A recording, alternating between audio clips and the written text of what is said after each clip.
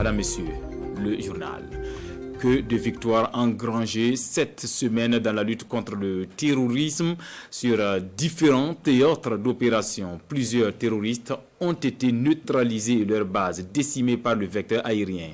Le ravitaillement à succès de Guibo et les nouveaux équipements de guerre de l'armée burkinabé. C'est avec Draman Guéné qui nous rapporte les échos du front. Regardez. Au cours de la semaine, le vecteur aérien a été une fois de plus très redoutable pour les groupes armés ennemis. Même de nuit, la mission s'exécute avec précision. Ce fut le cas dans la nuit du 20 au 21 mars dans la zone des 3 frontières, Burkina, Mali, Niger. Des terroristes se croyant en zone de confort sont localisés par une mission de renseignement. Et la suite, ils n'y ont vu que du feu. Un raid aérien a réduit au néant la base, emportant plusieurs terroristes et leur logistique.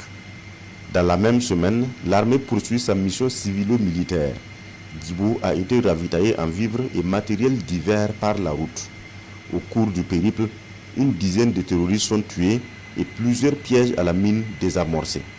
Tôt le matin du 21 mars, comme une coordination, la base de l'unité d'intervention polyvalente de la police nationale de Touga et le commissariat de police de Sili dans la Sicile croisent le fer avec des groupes armés terroristes.